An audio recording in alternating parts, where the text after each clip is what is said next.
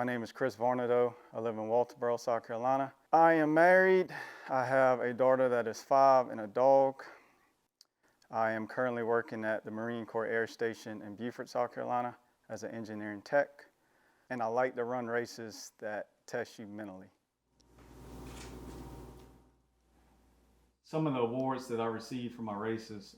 These here are the buckles you receive, and you receive a buckle at any 100-mile race you complete.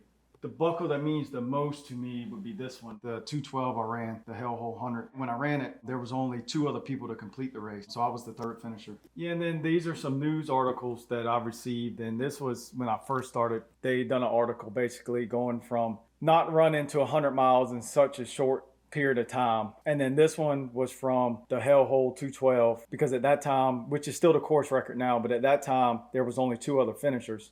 Karen Jackson and Nathan Dewey were the only 2 other finishers. And not only finishing the race, but just the conditions, because at Hellhole it's basically flooded. So there's snakes, there's bugs, there's shin deep water for the majority of the race. So it's just a tough race. So I was proud of that, just because of starting ultra running. I never thought that I would be able to complete 212 miles. So going from not running at all to running 212, it means a lot. I think my biggest running accomplishment, well, I have 2. One was the Triple Crown. It was basically you run 3 200-mile races within a year span. And as of right now, I'm the only person to complete all 3 within a year. So I'm the only person to complete the Triple Crown. And I think that's my biggest accomplishment, just because they're such hard races. Most of the time the course is flooded, so you're dealing with wet feet for however many hours. Mine was 59 to 67 hours, depending on the race. And it's just, they're tough races. Humidity is hot. And so that's probably my biggest accomplishment. I think my next one would be the Yeti 100. I ran the Yeti 100 kind of going in to set a PR. My previous 100-mile PR was, I think, like a 19:58, so I was hoping just to run a sub 19. I ended up running a 15:42, and that was first male, 2nd overall, which by far was my fastest 100-mile race. So I think that's probably my 2 biggest accomplishments. My training normally consists of mostly roads, just because I don't have any trails where I live to train on. Depending on the race that I have next is kind of what I train for specifically. But basically I have the same routine. Typically try to hit between 90 and 110 miles a week, depending on where I'm at in the training cycle. I will meet a group of guys on Sunday morning, and normally we try to run at 3 to 4 a.m. in the morning. Most of us are family oriented, so we try to knock out these long runs, because most of our long runs, depending how deep we are into a training cycle, consist of anywhere from 25, 26 miles, 35 to 40 miles on Sundays. So we try to start early as possible. That way we can get home and spend the rest of our day with our family. Jesus, man.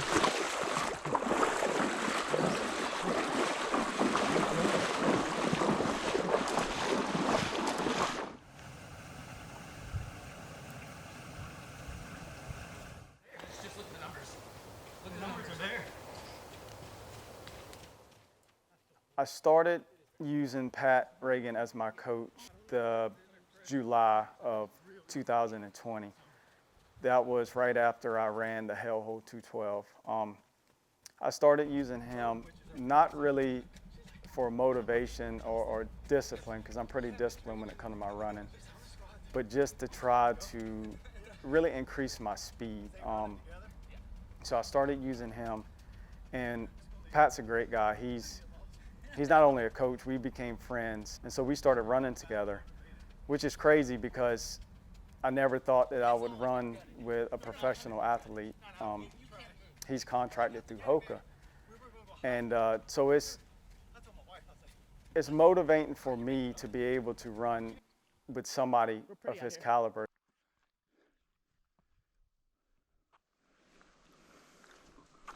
Ooh. Hanging out with Varnado here.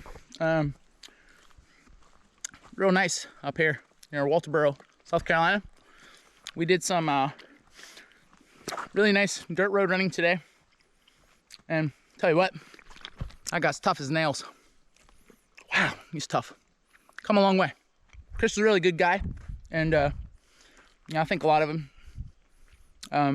It's been a real pleasure getting to become his friend and being his coach. So I don't know if the audio's on. So we try to meet up once or twice a month and run. And normally I will meet him in Savannah, or he will meet me at Donley. So we ran a 35-mile long run at Donley for his birthday. He was turning 35, and it's all dirt roads, nice scenery and all, which is awesome for me. And I think it's cool that even though he's a lot faster than what I am, that he will take time to run with his athletes and take time out of his schedule to come meet me, because I think he ended up driving an hour and 15 minutes to come run. So that's pretty cool. So Pat, he's, like I said, awesome coach, but he's a good friend as well.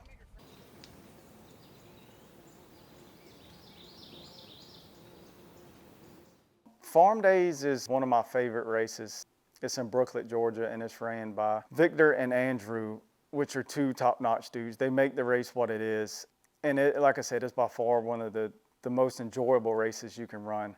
We normally get to Farm Days, it's on a Saturday is when the race starts. We normally get there Friday because they allow you to set up a camper or whatever aid station you may need on the course. So we get there that Friday and we set up the camper and we set up my aid station, which is just basically a table with whatever fluids and nutrition I may need during the race.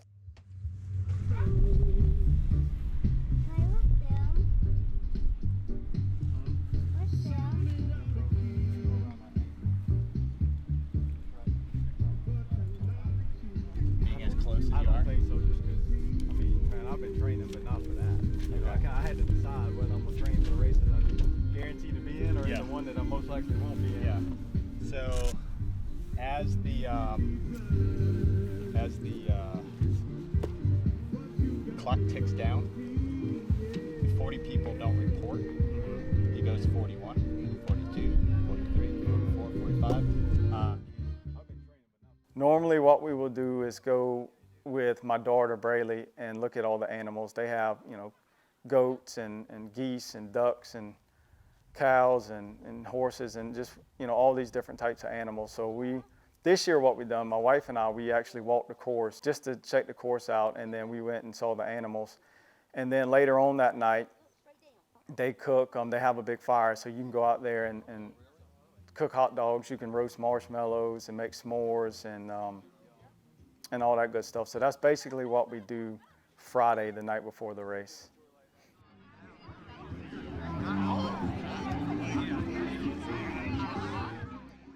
The ultra running community, they're different. I've played some other sports. I've played competitive softball and all. And whereas in other sports, when you compete against somebody else, they never kind of cheer you on, never kind of want to do whatever it takes to get you to the finish.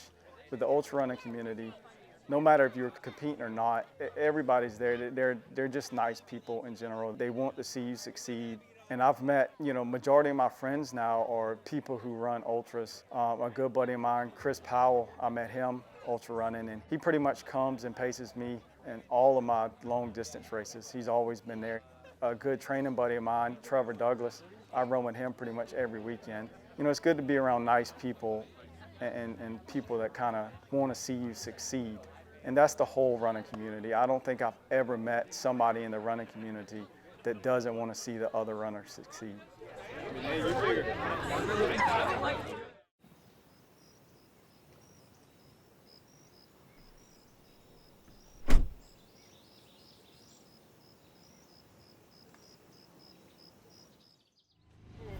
Turn the display up. Turn it down at nighttime. Can't see now.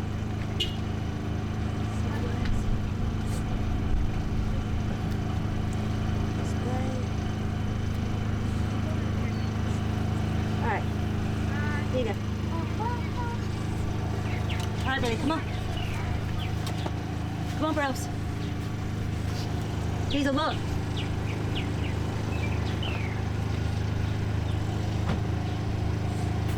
Hazel.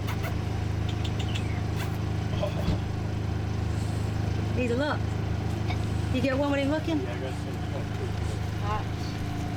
All right, guys, go back in here.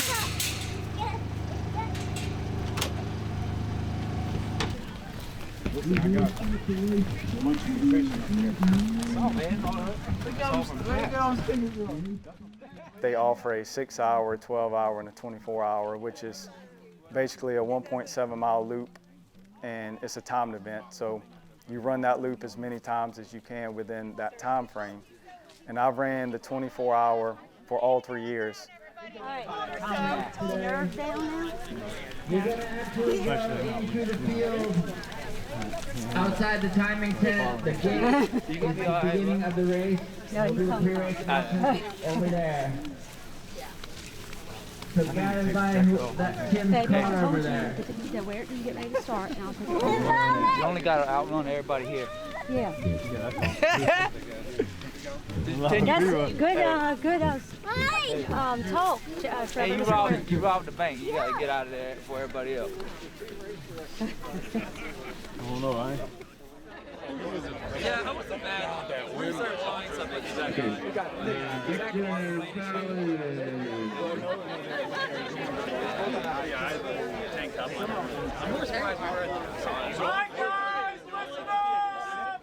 Welcome back to the farm for the 6th edition of Farm Days. Thank you for coming.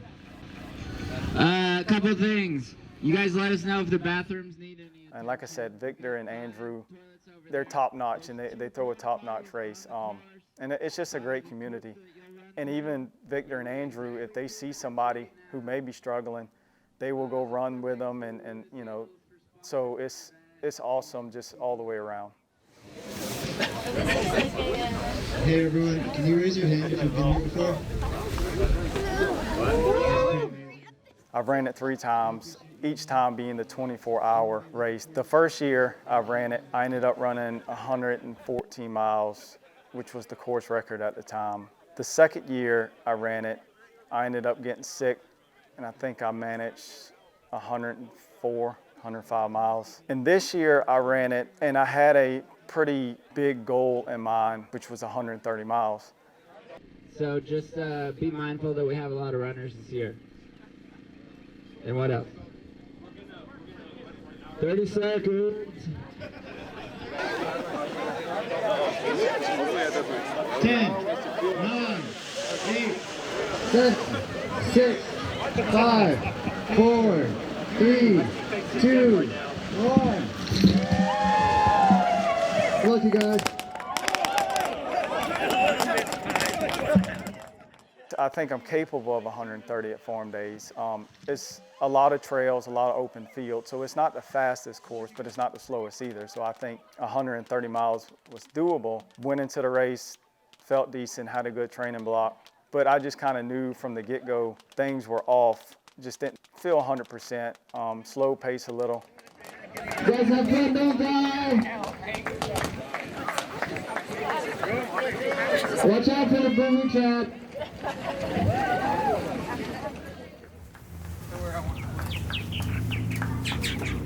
My family, like my wife and daughter, they go to all of my races, and basically what they do is when I need a crew at a race, for example, all of the 200-mile stuff, it is mandatory that you have a crew. Like I said, my crew consists of my wife, Tiffany, my daughter, Braylee, and my dog, Diesel. And they pretty much follow me through the woods, and they basically will set up every 7 to 10 miles at a location, and she will have everything prepared, whatever it may need, fluid, nutrition. Sometimes I may call her before I get there and say, listen, this is what I need, and she will have it ready. And she does that for every race. She's never missed a race. She's never missed a location where I needed her. She's always there. Like I say, my daughter, this is kind of her normal, and she looks forward to the races and looks forward to crewing me. It's nice because I do think some runners go to these races alone and they really don't have the family support like I do. And a lot of them don't have a crew. A lot of them don't want a crew. You don't necessarily need a crew in a lot of these races, but I enjoy my family being there, and I enjoy my family crewing me. And there's no complaints on their end.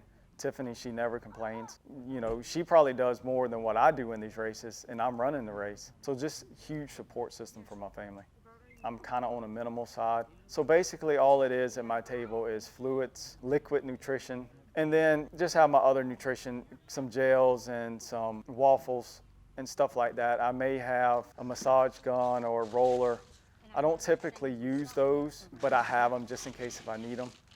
Other than that, I'll place like my headlamps and stuff for that night. That way I can kind of spend minimal time at the aid station. I'm not one to kind of stop and hang around at the aid. So I try to set up my aid station to kind of be in and out. And you know this is a time where you do well. Where is it? And they.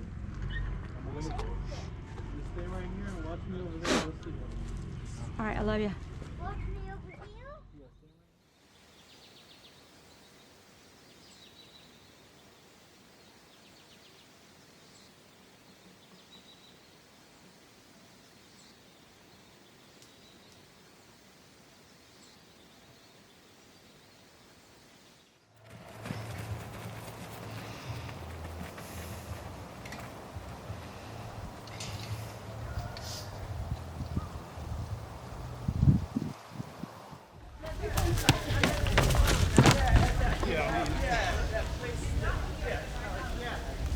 Try to stay on pace. Yeah, it was, we were dropping a big off or something. Yeah.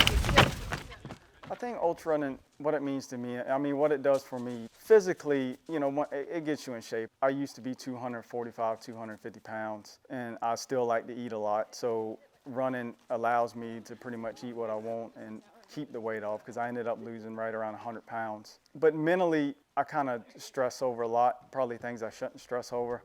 And so it helps me to kind of zone out for a while and just focus on running. And being that I do run a lot of miles, I have a lot of time, you know, to kind of just zone out and not stress about my daily stresses. So it helps me mentally. So running is kind of one of those things that I don't think I will ever give up. I may not run as many miles as what I do now, but just the mental side of it is so huge for me. It's probably something that I will continue to do as long as I can.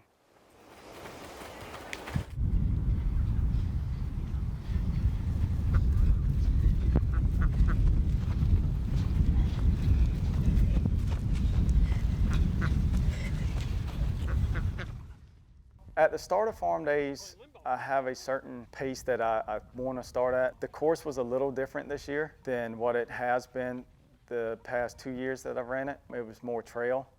So I knew it was going to be a little slower. So basically at the start, I knew I needed to adjust my pace to meet the course, which I did. So I slowed down some.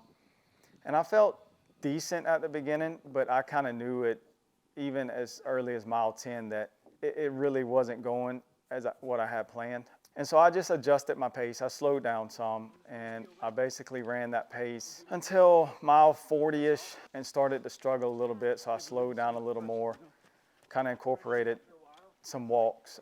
Normally I don't walk that early in a race, but I decided just to kind of incorporate, not many, but just some walk breaks to keep my heart rate under control. And felt decent. You know, I wasn't great, but it was decent.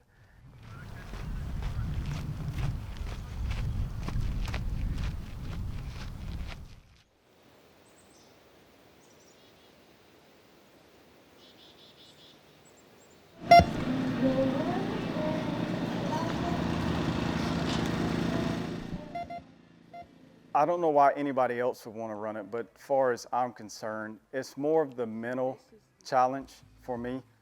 I don't think anybody can say that they actually enjoy the end of ultras, but I do like the mental challenge of seeing how far I can take my body physically.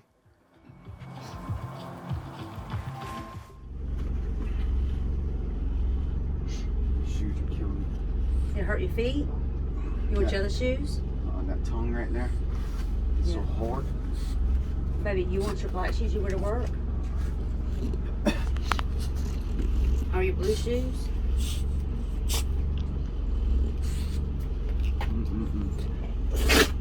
All that's a waste now. Baby, it's not a waste. All that work for nothing. Because it's not over yet. It is over. I mean, I'm not racing no more. Scott's gonna catch me. It is what it is. I can't risk can't run on it. I mean, my hip started hurting, and it wasn't bad at first, but it kept getting to the point where it really wasn't bad enough to stop running, but I knew I had the dome coming up, so I didn't want to risk not being able to train for the dome. So I decided to not run anymore after mile 80 and just walk till 100, and which I did. And I didn't really know what was going on with my hip. I've never had that injury or felt that type of pain. It kind of felt like bone on bone. So I figured it may can get pretty serious, so I didn't want to risk it becoming an actual injury. I didn't really do anything, because I think in these longer races, once you get any tendonitis or any type of issue like that, there's not a whole lot you can do with it. I didn't really try to massage it or roll it or stretch it. Basically, I just went to walking, because walking, there wasn't any pain walking besides going uphill. So I knew as long as I continued to move without any pain that it wouldn't get any worse. I will come through on these races, you get in a hard spot, you kind of, or at least I do, tend to complain a lot about it and say, okay, I'm going to do this or do that. Tiffany kind of knows that I'm not going to quit in these races. So she's there just to tell me to hush and to keep going. Nobody else is going to tell me to quit whining and complaining, but she will. So that kind of helps me focus on the race and not the complaining part of it so much. sucks.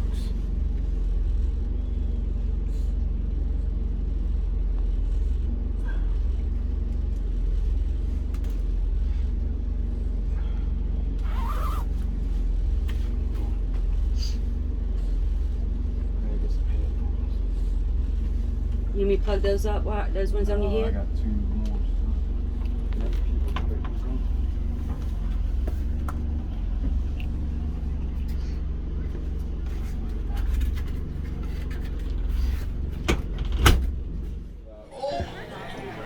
Come up here with me. We'll do one more. Crack, the straw on the stack, breaks the camel's back. What breaks the camel's back? Like works for me. Trip, that'll never stop. Thanks. What am I if I can't carry it all? I get ball trip, surface. Can't hide the nerves, gonna worsen the truth and swear the surface. This is me coming at you like a man right now. And once I started walking, the miles go by so slow at that point to where it just kind of gets boring. So Trevor came in. I think he came in at like 1:30 a.m. And basically he's there just to hold conversation, and it allows the miles to go by a little quicker.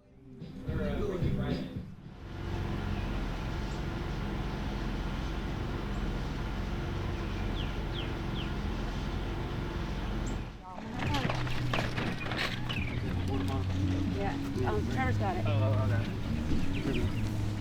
Shink. Y'all ran the same split. Same exact one. Typically when somebody comes into pace, it's more trying to hold a certain pace. They know a runner may have a certain time goal, and so they want to keep that pace and want to keep the runner motivated to keep running at that pace. Whereas, with this race, it wasn't that. It wasn't really trying to keep me moving at a certain pace. It was more just keeping me company and keeping me entertained to allow the miles to go by quicker. I've always been disciplined enough to where I'm going to finish a race, no matter if I'm there alone or not.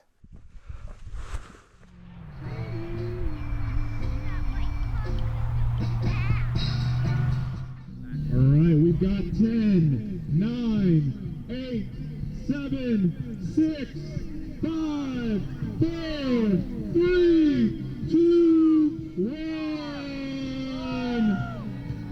Woo!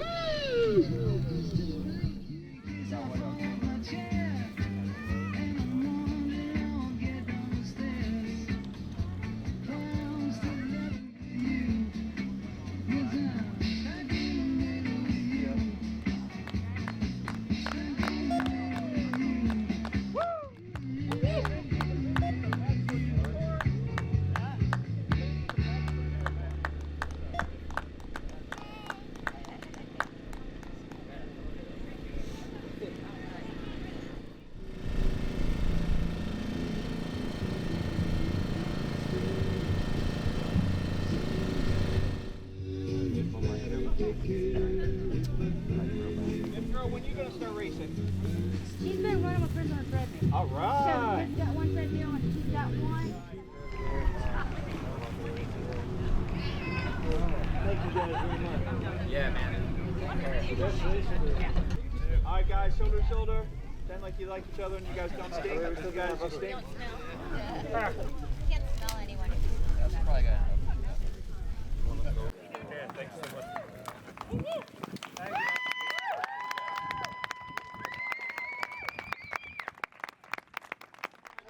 Wait for two. Wait, we got wait. Ah, Jerry.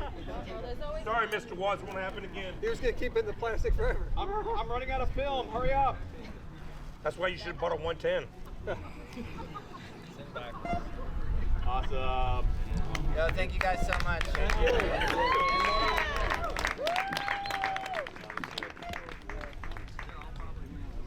We need a couple people to stay up here. Scott DeFusco, Chris Bonato, Laura Zoller, and Andrea.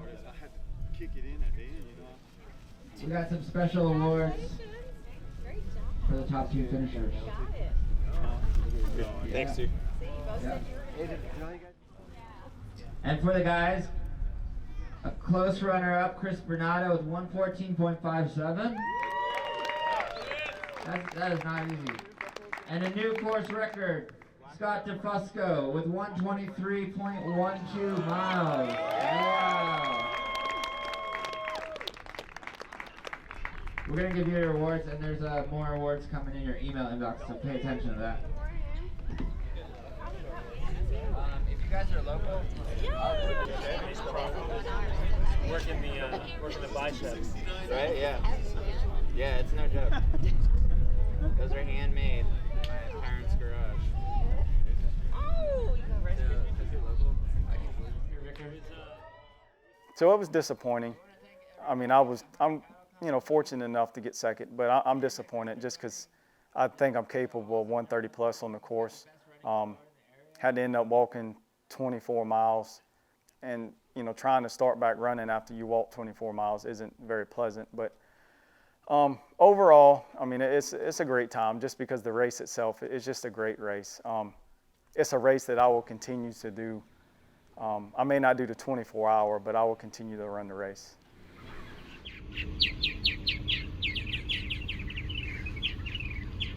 Suck. Come on, you don't suck. My performance at Farm Days, I don't know. To me, it wasn't great.